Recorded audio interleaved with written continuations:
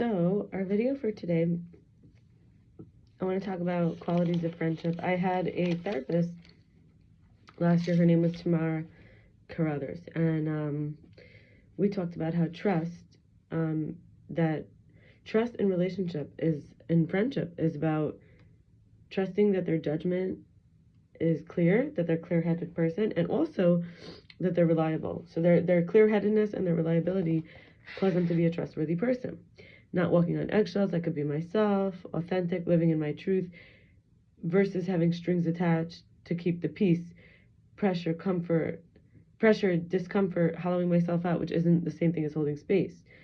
And then when we think about usefulness versus relevance, there's a belief that I had to meet a need in order to matter, which is different than being relevant to someone's life.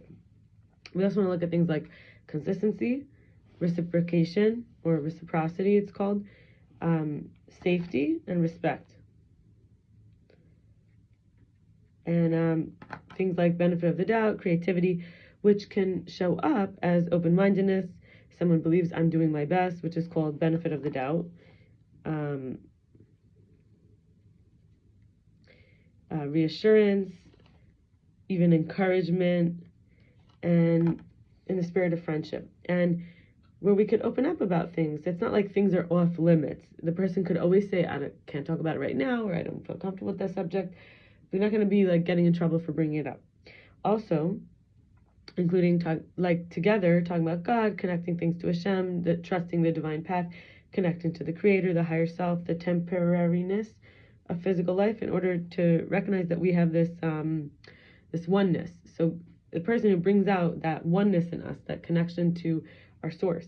And also, like, if I had a family or partner for the close relationship needs, it may have been easier for me to be less needy and insulted by even a subtle rejection. And also knowing that when I feel sick or vulnerable, I need care the most, someone like being there, because I felt like my mother wasn't really present with me, saw me as a burden, and my dad too. So yeah, and then I want to say that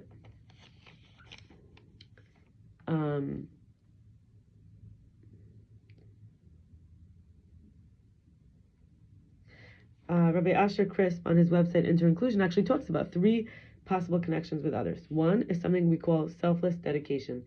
This is a practical, operative, behavioral, positive gut instinct, caring for the good of the other, knowing that the other will be there for me no matter what. This essential givenness to the relationship. Then there's the one which is called mutual support. This is emotion. And remember, these are connection. These are not trauma bonding or any attachments. This is connection, selfless dedication, mutual support, emotional, and this is still a connection, 2 people. Okay, it's not like one person is a doormat, God forbid. Okay, mutual support. This is emotional, assisting each other emotionally, ebb and flow, dynamic cycles, arousal, which is not innately unconditional. And then correct sort of catalyst. For example, if it's hard to display affection to someone being cold, and vice versa. There's this idea we include, which is about like mirroring effects. Like, if the person's very cold, we might not be as warm. So we absorb and reciprocate each other's feelings. So this mutual support. And then 3, competitive opposition. This is intellectual, constructive. There's this sparring quality, but it's positive, where there's equals, there's different tendencies, there's editing each other's ideas, trimming and grooming the proposals, and there's curiosity, counterpoints, challenges. It's healthy, it's not warfare. And you could even think it's like a sounding board and you're hearing feedback and, back and forth. And so in thinking for me, like what this brings up, 2 things. One is about colors. I want to go on an aside after I say this other comment, and another, which is that when I'm thinking of death, often it's like the end, like in order to not get close to someone, it's like the sense like some things come up. So why I might feel like a friend or a connection, whether it's any of the 3 kinds that was mentioned, this idea that like I would not be able to basically to like I would not be able to look, like, even if the person stays alive but the relationship ends, it's kind of like makes me think of death. So this is what I wrote. Not sure that anyone but Michael, this was the person I felt very close to, would be persistent enough to find my body if I died with the door locked. Like if I was alone and the door was locked, maybe only Michael would end up finding me. maybe he'd need something from his stuff and take it out by coming through the window of the fire escape of my old apartment. Because remember, I wrote this a year ago. I don't know what he would do now. Now probably my upstairs neighbor, God forbid there would be a smell. I also felt like I had nothing to hold on to. I would let this life fade away, no one and no future to connect with, live for, stay here for. And there would be a funeral. People would meet for Shiva, which is the mourning process, maybe in my house, divide up or give away my stuff, say Tehillim for my soul, the Psalms for my souls, and share memories and move on with life. So think about how important can I let, and how dedicated and how connected and supportive and in an opposite way bonded could I be for anyone. So keeping that in mind. And then also I want to say that there's this sense of I'm going to end shortly. I'm not going to have such a long video. There's a couple more topics I wanted to share. So one I said is kind of an aside, but I'll go there first. I'll say I wanted to talk about how when we look at people and the mixes that we make, some people get stuck in. So basically, I want to talk about why we should not be obeying rules dogmatically, and you know, not looking at things. Let me turn this. Sorry, not looking maybe at dynamic.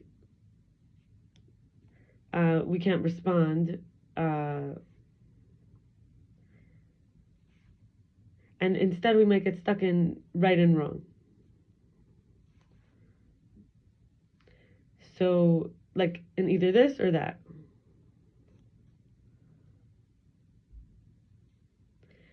And what am I going to use to explain this? Colors.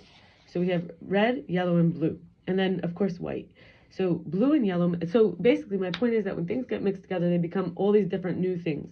You can't say always do this with blue, because look how blue shows up in all these different relationships, or yellow or red. We can't fully describe anything except to say that when things mix, they become different. Now when you bring white in the mix, and you can have tone or shade. Shade is black, right? So tone, I believe, is white, and shade, I believe, is black.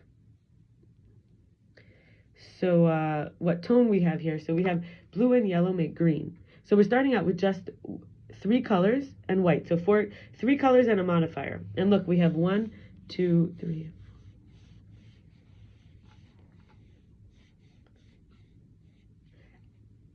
In this list, we'll see 15. So this is 15 possibilities when you just have like four variables here, and the ones that we could recognize. I'm sure there's tons more we don't even that aren't named here.